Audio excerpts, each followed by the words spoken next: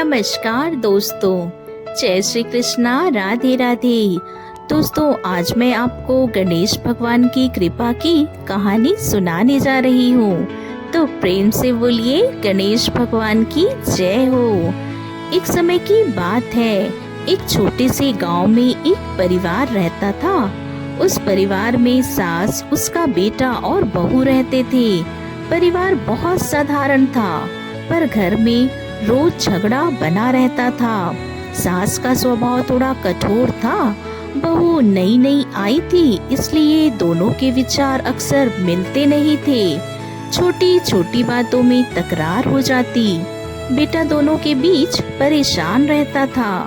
सास सोचती थी कि बहू काम ठीक से नहीं करती, और बहू सोचती थी कि सास उसे समझती ही नहीं। घर का वातावरण भारी भारी रहने लगा। रसोई में भी प्रेम नहीं था, आंगन में भी शांति नहीं थी, और धीरे धीरे घर की बरकत भी कम होने लगी। कभी अनाज कम पड़ता, कभी धन की तंगी रहती, तो कभी किसी का स्वास्थ्य बिगड़ जाता। उसी गांव में एक वृद्ध महिला रहती थी, जो प्रतिदिन भगवान गणेश जी की पूजा करती थी। वो सबसे कहती, जहाँ गणेश जी का स्मरण होता है, वहाँ विघ्न दूर हो जाते हैं और कलह मिट जाता है, सुख समृद्धि आती है। एक दिन बहू कुएं में पानी भरने गई और वहाँ वही वृद्ध महिला मिली। बहू उदास थी। तब वृद्धा ने पूछा, बेटी इतनी चिंता क्या है? बहू की आंखों में तो आंसू ही आ गए। उसने कहा, माता जी, मेरे घर में चैन नहीं है। सासू माँ मुझसे नाराज रहती है। मैं बहुत प्रयास करती हूँ, पर उन्हें प्रसन्न नहीं कर पाती। वृद्धा मुस्कुराई और बोली, बेटी, हर संकट का समाधान प्रेम और श्रद्धा में है। तुम रोज प्रातः स्नान करके गणेश जी की पूजा करो, उन्हें दीप जलाओ, कथा सुनो, सच्चे मन से प्रार्थना करो, तो सब ठीक हो जाएगा। तो बहू ने उसी दिन से निश्चय कर लिया। अगले दिन सूर्योदय से पहले उठी, घर साफ किया, स्नान किया और मिट्टी से छोटा सा गणेश जी का स्वरूप बनाकर पूजा की। उसने गुड़ चने का भोग लगाया, दीपक जलाया और हाथ जोड़कर बोली, हे विघ्नहर्ता गणेश जी, मेरे घर से कलह दूर करो, मुझे प्रेम दो। यह देखकर सास मन ही मन हंसी और बोली, अब पूजा करने से सब ठीक हो जाएगा क्या? पर बहू शांत रही, उसने कोई उत्तर नहीं दिया। दिन बीतने लगे। बहू रोज श्रद्धा से पूजा करती, घर का काम भी करती और सास का आदर भी करती। यदि सास कभी डांट भी देती, तो बहू चुपचाप उनके चरण छू लेती। यह देखकर धीरे धीरे सास का मन भी परिवर्तित होने लगा। एक दिन सास रसोई में फिसल गई और पैर में चोट लग गई। बहू दौड़कर आई, उठाया, पानी दिया, मलहम लगाया और पूरे दिन सास की सेवा करती रही। रात को भी उनके पैर दबाती रही।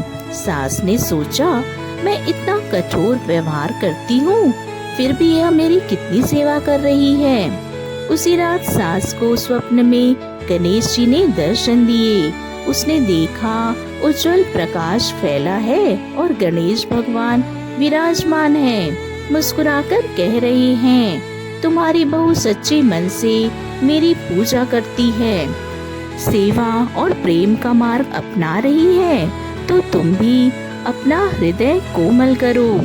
जहाँ आपसी प्रेम होगा, वहीं मेरा निवास होगा। सास की आंखें खुल गई, भाव विभोर हो गई और सुबह उठते ही बहू को बुलाया। बहू घबराती हुई आई, शायद फिर से कोई डांट पड़ेगी। सास ने उसे पास बिठाया, उसके सिर पर हाथ फेरा और बोली, बेटी मुझे माफ कर दो, मैंने तुम्हें समझने में देर कर दी। तुम इस घर की लक्ष्मी हो। बहू की आंखों में भी आंसू बह निकले। उसने तुरंत अपनी सास के चरण पकड़ लिए और बोली, माँ जी, आप मुझसे बड़ी हैं, मुझे आशीर्वाद दीजिए। और उस दिन से घर का वातावरण ही बदल गया।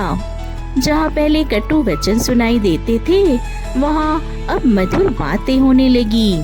सास बहू बेटी की तरह रहने लगी और बहू सास की सच्चे मन से सेवा करने लगी। दोनों ने मिलकर निश्चय किया कि प्रतिदिन गणेश जी का पूजन करेंगी। घर के आंगन में एक छोटा सा मंदिर बनाया और सुबह दोनों मिलकर दीपक जलाती, फूल चढ़ाती और मोदक का भोग लगाती, कथा सुनती। धीरे धीरे उनके घर में बरकत होने लगी, बेटे का काम बढ़ने लगा, फसल अच्छी होने लगी, अनाज के भंडार भर गए, घर में धन आने लगा और सबसे बड़ी बात, मन में शांति लौट आई। गांव वाले भी आश्चर्य करते कि जिस घर में हर समय झगड़ा रहता, अब इतनी शांति कैसे। सास सबको कहती, यह सब तो गणेश जी की कृपा है। उन्होंने हमारे घर से अहंकार हटाकर प्रेम दिया है।